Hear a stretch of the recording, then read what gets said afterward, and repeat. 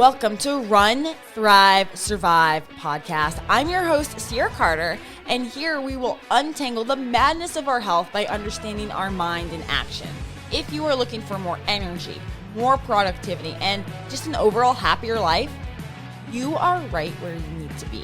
We will balance emotional, mental, and physical health every single day because some days we thrive. Some days we just survive. But here on the podcast together, we will run our lives.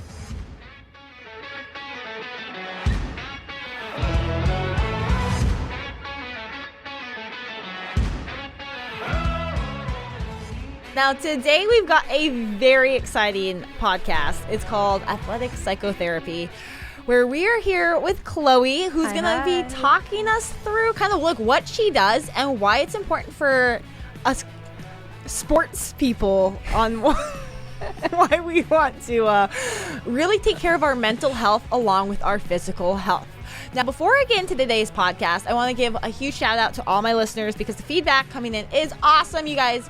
Thank you so much for listening to it. Please keep sharing it with your friends, with your family, and anybody that you think is going to benefit from just having the gift and joy of moving and getting out and doing things that you love to do and being able to do. So make sure you head over to my Instagram at The Runpreneur and Facebook and TikTok at Run, Thrive, Survive, so you don't miss any content coming out. I've also got my new website up, runthrivesurvive.com, which I'm super excited about, where if you're looking for maybe health coaching or personal training, even if it's on the web or over Zoom, I can do, it's 2021. We can do it anywhere in the country. If you'd like, make sure you sign up for a session over there as well. I've got a really cool calendar that I'm really proud of. So check that out, runthrivesurvive.com. Now, I want to introduce our wonderful guest today, Chloe. She's back and forth between here, New York, and Key West. And a very exciting life. And I just can't wait to hear what she does. So, Chloe, I'm going to let you go ahead and introduce yourself. Okay. First of all, it's really nice to see you again because I haven't seen you in months. And it seems that we've both grown a really great deal. So I'm really happy to be back. Okay. My name is Chloe Svolakos. I do two things. I'm a general psychotherapist and an athletic psychotherapist. So I work with general population topics like depression, anxiety, just a whole host of different things, daily stress, life goals, anything from life coaching to also trauma. And my specialty is actually in trauma. So I started off a little bit before this branch of my career in, working with people that have experienced post-traumatic stress and sort of building on ways to counter that. What I do now is I am a licensed clinical social worker. I run my own practice called Athletic Psychotherapy. I'm based out of New York, and I'm actually working on a licensure in Florida, which should be coming up this year, at the end of the year, maybe the beginning of next year. So I'm really excited about that. And I have a private practice, and I mean, it's a whole gamut of humans, right? And I love the word human. But I do work with athletes, pro athletes, collegiate athletes, the younger population, as well as, weekend warriors, just anyone that really does sports and loves that and wants to integrate that as part of their life, but also has life stressors. And then I also work with survivors of trauma, and I help them work through their trauma while also connecting with their bodies. So two different people, two different types of things, but it's kind of equally opposite. Absolutely. It sounds like, anybody that's active, anybody that does any kind of sports, it can benefit anybody. Now, when you say you're working with all these athletes, what kind of common theme are you seeing within the sports players and kind of just throughout, like a general theme? What kind of things are people dealing with? Yeah, it's interesting. I went through my own learning curve when it came to running this business as well. When I first started, I thought I was just going to be working with what we consider pro athletes, people who are heavily into competitions. They are always preparing for either a match or a game or some sort of major event. And I had this notion of what I was going to start talking about with people, or what people wanted to talk about. And a lot of that is, it's about performance, about, creating goals, sticking to those goals, or maybe performance anxiety, things like imposter syndrome, and, really not feeling like, they are really fitting the role maybe with the rest of their team, or things like coming back from injury and a lot of the fears that come with that too. But really what I'm finding is that there is a lot of overlap with the general population of people who embark on a psychotherapy journey and want to do the work and start increasing their self-awareness, who haven't done athletics, as well as people who are doing sports in any level who have life stressors. So what I'm seeing is, in terms of athletes, it could be, the person who used to play collegiate lacrosse, or on a very professional level, who is now retired, having feelings about a past life. Or it could just be someone who is so eager to start the journey, right? And everyone's story is super subjective, and everyone is also very different in terms of the sports that they do. So I actually thought I was, as a skydiver, as a grappler, as someone who used to climb, I thought I was just going to kind of go within my own niches. And I was like, oh, this is who I'm going to obviously be working with, right? And I mean, lacrosse, tennis, track, running marathons, cyclists, rock climbers, people who, did I say tennis? Yes. I did say tennis. Okay. Lots of tennis players. All the tennis players. And, CrossFit and Olympic lifting, and a lot of different types of activities where you use your body, but also that your mind is super, or needs to be super connected. Now, what types of things and issues are people struggling with? Is it just the mentality while they're in the sport? Or is it really something outside that's just really drowning their training, maybe drowning anything they're trying to do? Because we know even overtraining. If you are overtraining because you are stressed about something else in life, let's say something else is going on and you know that running, I'll use running as an example. We've got a lot of runners that listen to the podcast. Running is a good way to get rid of stress. And then all of a sudden you're running from 5 miles to 20 miles a day. That's a little over exaggeration, but you're doing it because you're stressed, not because you're just training. At this point, it's become more than training. It's to relieve stress. And then you start to see your running decline. What type of problems or issues or things are people coming to you that with, and how is that being dealt with? Yeah. A lot of people either come to me about performance and wanting to get back into a sport, or having a narrative in their mind that tells them that they aren't able to perform as much as they used to, or coming back from injury. I think coming back from injury is an interesting one, because it shares the same themes as something that could be, well, it is, and it feels this way. It shares the same themes as trauma, because it can be traumatic. And what's happening is that the brain is also trying to keep the person safe.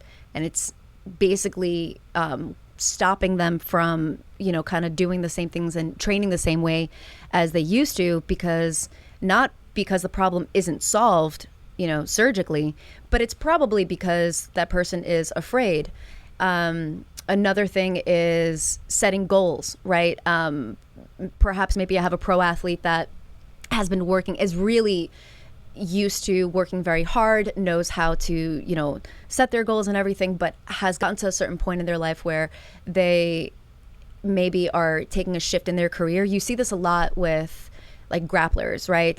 They get to the black belt level, and what ends up happening is that then there's a big question of, do I continue competing at this level, or do I open up my own academy? And there's a loss of self there too. Or do I integrate both? How can I transition from one point in my career to another, what are some things that I would want to consider for myself? And then there's the athlete that has athleticism as a healthy coping strategy. Perhaps maybe they're not they're not a professional. They're not doing this every single week so that they are competing and that's where their mindset is. But they're doing this every single day. Maybe they're lifting, maybe they are running. And that's their form of therapy, right? And it can be absolutely therapeutic, as we need our bodies to work, right? But what's really the issue that they come to me for is, their life stressors and things that they really can't tell anybody else, or that they haven't even sorted out for themselves. So what we do there is figure out a way to merge or find a way to reconnect, right? The athleticism that they are, engaging in, while also increasing their self-awareness, their emotional awareness, their emotional intelligence about what's exactly happening internally and mentally.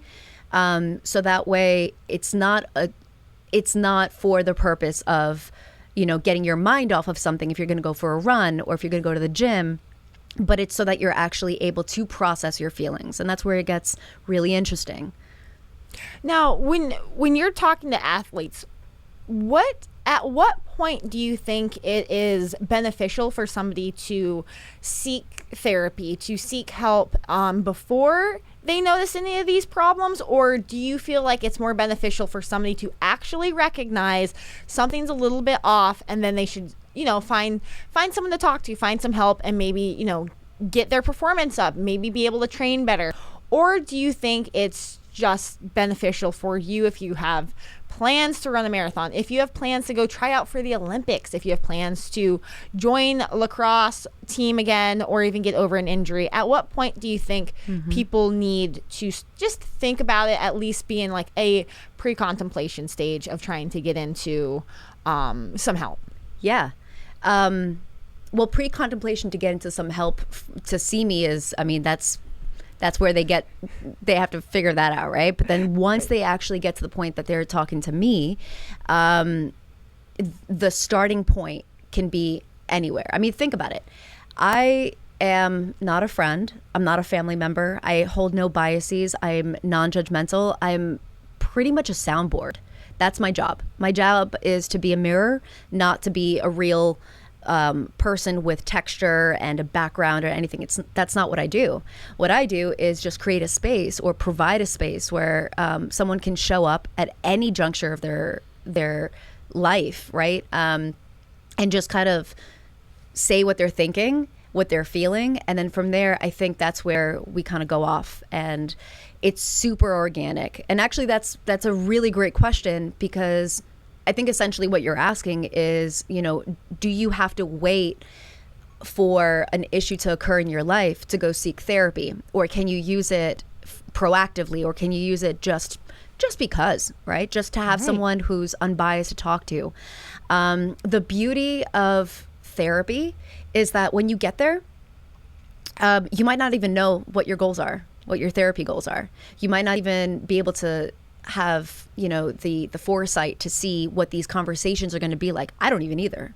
It's like I try to tell my prospective clients, like, I am not a floating head. I'm not magical. I'm a human being, and all we're going to do is show up, have a conversation, and then I'm just going to be next to you as you take me wherever you go, but you're holding the map, because I am not telling you where to go or what to do, and I cannot give you like my opinions. I can't give you my thoughts or anything like that. Some light suggestions are usually given in therapy if it makes sense for the client, and if it's appropriate.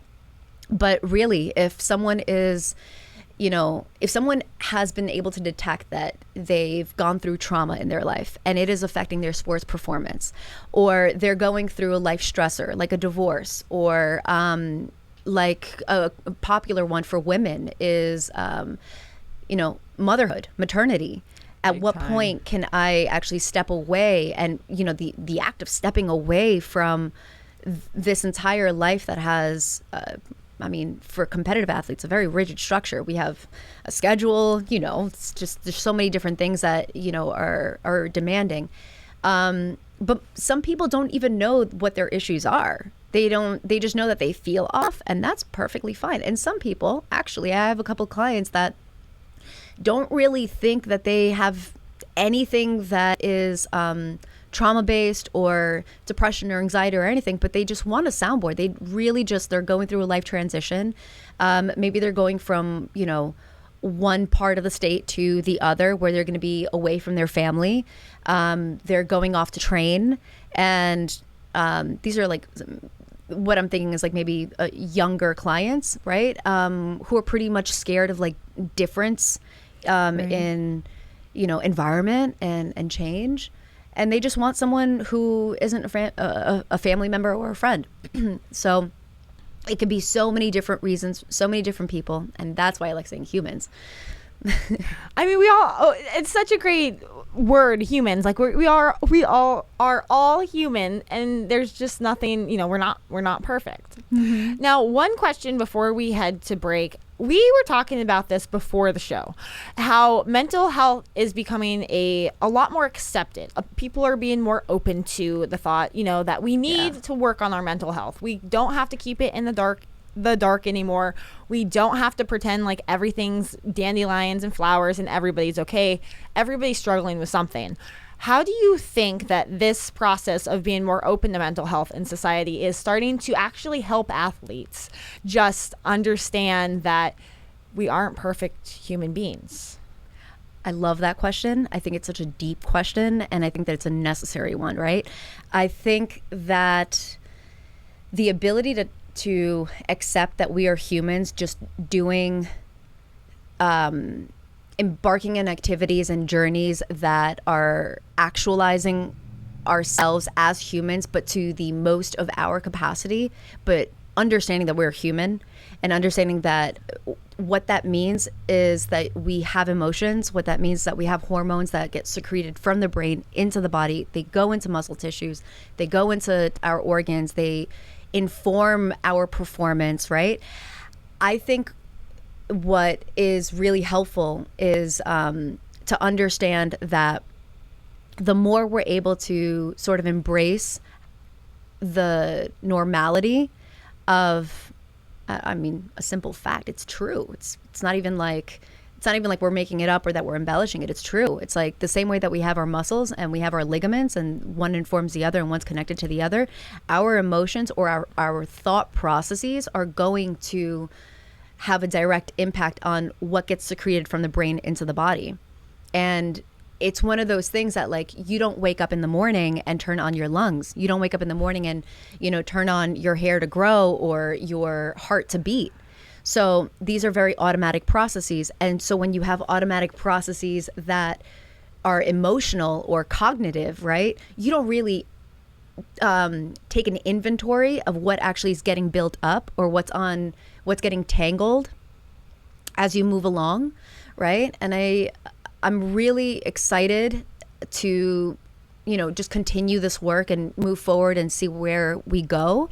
The reason is because what I'm seeing is an influx, personally, what I'm seeing is an influx of people just being open to asking for therapy or just being open to like talking about stuff. Right. I think COVID had something to do with it. Definitely. And also the emergence of a lot of these types of websites that made it super easily accessible for people to get services and just connect themselves. To get connected with me if I don't have a wait list or if I take their insurance, 2 days, they're already in my book. I also, what I'm finding is that people are very surprised by that. They're like, really? I mean, I understand that some people have, a wait list for a month or so, and that's understandable for sure. But, if you can find a little space, the truth is that if I have a slot, it's super easy with technology now. There's billing services, there's referral services. If someone needs something, it's, the website that I'm subscribed to or websites that I'm subscribed to are the same websites that clients are subscribed to. Right. So it's all interconnected. And man, that's the beauty of 2021. Everyone has this like understanding that to stigmatize mental health is to stigmatize breathing. Absolutely. That's such a wonderful explanation. Now, coming up right after this break, we're going to get into a little bit more like what we can do for athletes and kind of just in the community as general, and especially the coaches. So coming up after that break, stay tuned and listen to our sponsor. I love our sponsor, so check them out. Take your training to the next level with Zensaw Compression. As the original creator of the compression leg sleeves, Zensaw helps provide runners and all athletes with muscle support, pain relief, injury prevention, and faster recovery. All products are made with premium Zensaw fabric, which is lightweight, moisture wicking, and anti-odor, meaning they will stay dry and smell great even during the toughest conditions. Try our best-selling compression sleeves, socks, seamless sports bras, and more to see how Zensaw can help you perform without limits. Visit zensaw.com to see all of our athletic wear, running gear, and compression products, and use code all caps Sierra CIARA 20 for 20% off your next order. Again, that's ZENSAH.com. Zensaw, perform without limits.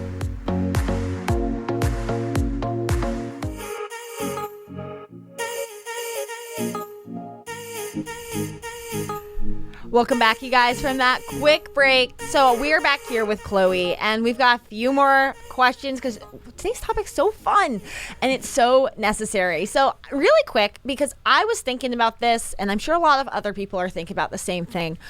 When we think of therapy, sometimes we think of maybe talking to somebody on a couch once in a while, or some of us have gone to therapy and with something called CBT, or cognitive behavior therapy, where they put you through a step plan to, really help you in your therapy goals. Now, Chloe, I want to ask you, when somebody is talking to you, especially an athlete, what does the structure of the sessions look like? Do they come to you once, or do they come to you for a set amount of sessions, or until they reach a certain goal? How does that look like? Yeah.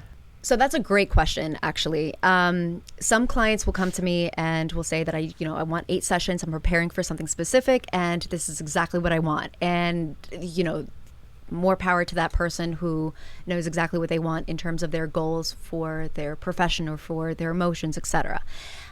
Realistically, when clients come to me, I keep it super organic. And I think that it's important to do so. There's a certain point in sessions that a client gains insight, and they can feel it, I can see it, I can hear it, and they can hear it as well. And that's where the therapist and the client start really talking, and they're on the same page. And it's unmistakable, right? Within the conversations, every session, typically in like 2 months, that's where people start being able to reflect back, and I'm reflecting as well. And it's a free-flowing conversation where we're not trying to kind of uncover, we're not like kind of blinded and whatever. It feels this way, right? But in terms of the modalities that I use, like the types of therapy that can be used, right? I also offer options. I was about to say by trade, but that's not really it. It's traditionally, I approach every session with cognitive behavioral therapy. What that means is that we're tying a person's cognitions, their thoughts, with the way that they're behaving, and then we're trying to change those behaviors by changing the thoughts. With the added component of athleticism, right? We're also talking about the body as well. So, and then also emotions. When we talk about the body, then it turns to somatic therapy. And somatic therapy is a type of therapy where you are really paying attention to your body. You're paying attention to your breath. It's increasing the connectivity between the breath and the thoughts that come to mind, right? So when you have a thought, you're about to step on the mat, or you're about to jump out of that airplane, or you're about to jump on that bike, whatever it is that you're about to do, there's always a narrative that plays in someone's mind. And what ends up happening to the athlete that decreases in performance and has no idea why is that those narratives right before they're about to do something, right before they're about to take their form of action for their sport, it's very, very quick. But that narrative ends up like, choop, it's a sentence. And that will dictate a lot of someone's behavior, right? And behavior in sports is athleticism, performance. So, it's somatic therapy, it is cognitive behavioral therapy. Absolutely. But the part that I think throws people off is that I'm also very fond of the psychoanalytic approach, which is Freudian, which for all of those listeners who don't really know what this means, in the way that it's used in all the psychotherapy and in my practice, is that we are talking about childhood. It's impossible to understand ourselves without understanding our origin or what has informed us previously, right? Because that's where our narratives come from, and our narratives end up building. It's like sticky notes, right? And then all of a sudden you have one sticky note and another sticky note, another sticky note, things you've been told, things you think that you're expected to do, societal constructs, what you believe people believe, all of these things, metacognitions, thoughts about thoughts, all these different things, and they kind of amalgamate to this little kind of body, right, if you will, like this little character. It sits on our shoulder, and right before we're about to do something, it kind of just like one sticky note just goes and we hear that thought. So we need to go and trace back to some periods of growth, or some periods where maybe someone uncovering where someone isn't really sure, like, where did I come up with that, like, where did you learn that, where did you learn that you have to be bigger and stronger, where did you learn to be competitive, where did you learn that, as a woman or as a man or as a whatever identity is a very interesting topic, and it's also something that we have to bring in even in sports, right? I think especially in sports, but yeah. So cognitive behavioral therapy, somatic therapy, and psychoanalysis, I think is a healthy mixture. It's a nice cocktail, if you will, of it's a holistic approach to helping people. Yeah, no, I think one thing to point out is that psychoanalysis is what a lot of people actually refer to on a daily basis. If you talk to a lot of people, they try to ask, somebody why somebody is the way they are. Everybody always is like, well, what happened to you in the past? What happened to you in your childhood? It's a very common thing. Now, Freud, he kind of has a weird reputation with psychology. A lot of the times he was kind of looked at as an oddball, but at the same time, it is a method and a way to really understand why you're feeling what you're feeling. Yeah. Now, going back to our athletes or our sports people, coaches play a huge role in a lot of different things. Almost all the athletes have a coach of some sort, or maybe friends or mentors or something like that. What can they do to really help keep the training safe for the athletes? And if they see that maybe their mental health is declining, or maybe beforehand, what can they do to help the athletes themselves and maybe even refer to a therapist? Yes. Another question that I love, and I think that it's so important. The reason I think it's so important is because we're talking about the younger population. We're talking about kids. Yes. Right? And talking about what informs us in our past, right? If you start really young and you have a coach that is not able to, kind of spot out some of these telltale signs that a kid is in trouble, or is, maybe heavily comparing themselves to their team, or feels a sense of inadequacy that isn't really real, but feels so real, right? Absolutely. That's the kind of kid that's going to grow up that has a lot of those sticky notes, right? And so that's the issue. So glad that you asked that question. So before we actually talk about the solution, I want to talk a little bit, and I'm not going to call it the problem, but I want to talk about, kind of what has been happening in, at least all the decades that I've been alive, and probably maybe before, but I can only talk about the time I've been on Earth. But, like the way that coaches traditionally, the way that we understand, have sort of gone about coaching kids, or even coaching adults and coaching people. There's a responsibility there, because it is somewhat of a parental or parentifying role, right? That you do take on the role as a coach to sort of parent someone along their athletic journey. And that responsibility comes with a whole host of things that have nothing to do with the actual sport.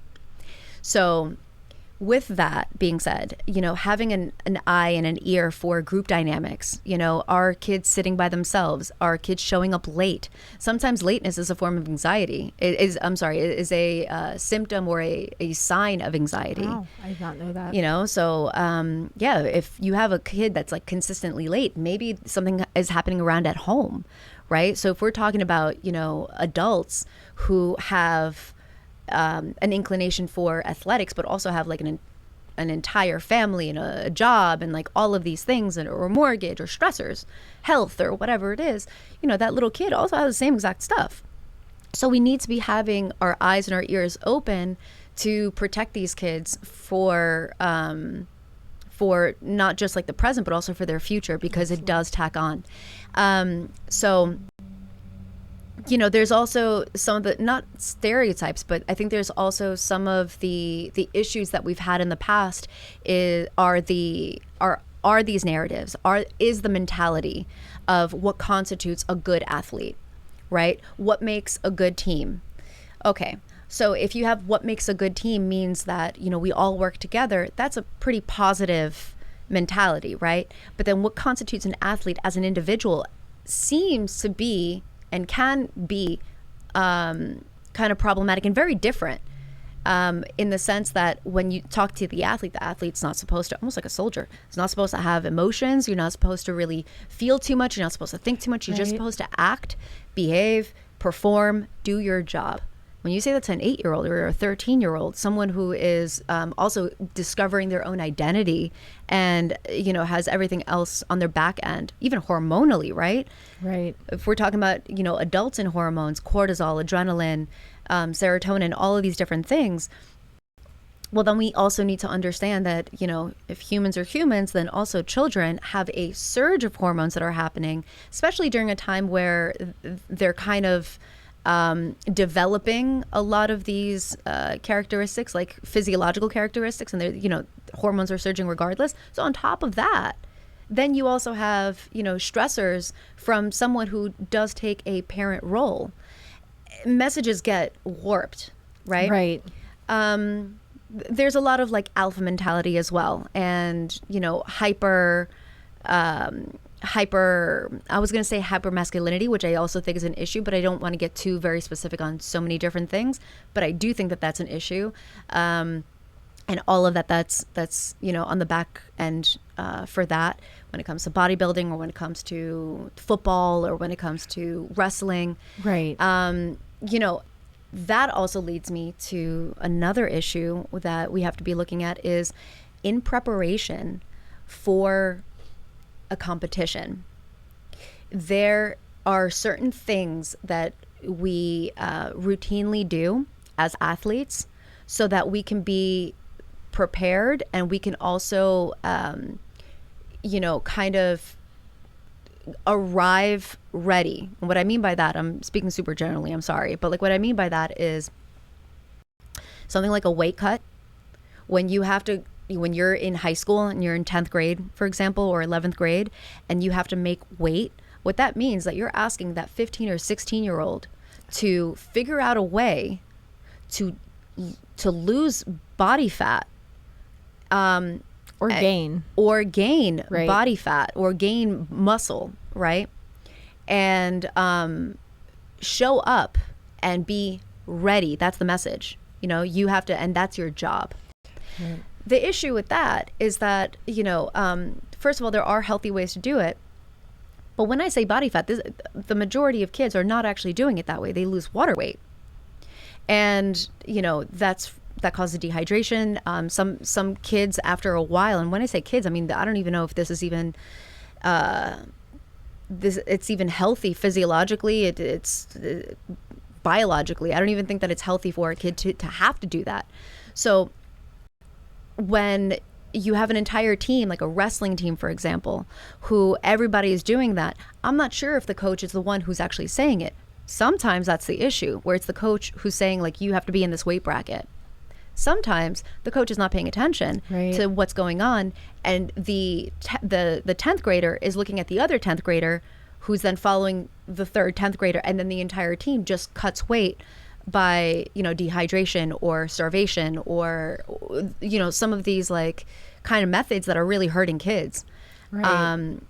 And from there, that's where we get a lot of body image issues, body distortion. Again, it's cognitive. Because when you're seeing your body change shape and size very drastically, it really does distort. It's like being in a fun house, right? Those mirrors. Yeah.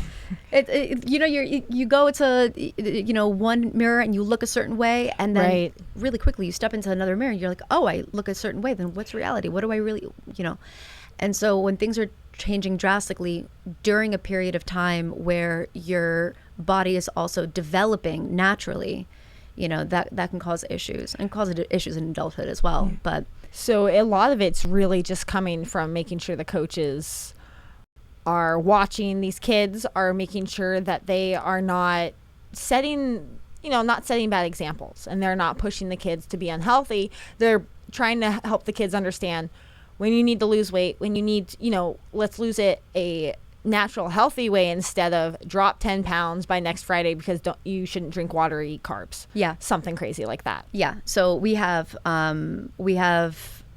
like, if you were to look at what can coaches do, I wouldn't start just talking, right? Which I just did, but let's just say we can do a checklist, or categorically we could talk about different things, different areas, right?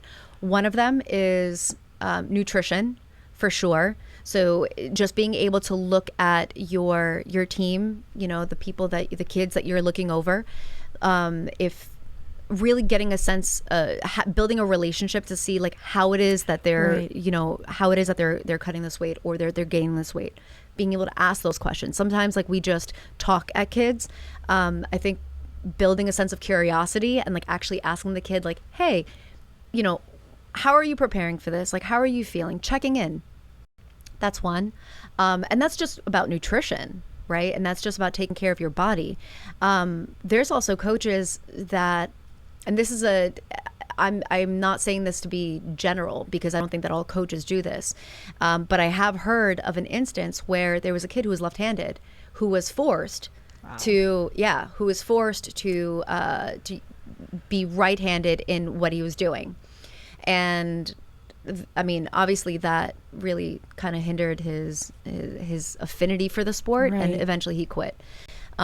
So it's looking at that, right? Taking a kid naturally, like, who are you as a subjective person, and I'm going to accept you for who you are, and I'm going to support you in your capacity, right? It's such an important part, especially for any coaches, parents, and other athletes that are working with them on the team. Now, to wrap up this podcast, what is a key takeaway that you want anybody listening, that not to go to therapy, not to go find help right now, just a key takeaway for their general life that you would give somebody, and like a 1 or 2 word sentence? Balance. Everything. Literally everything. How many times do we say the word human? A lot. It's such a beautiful, amazing word, man. And that's just so, it encompasses everything.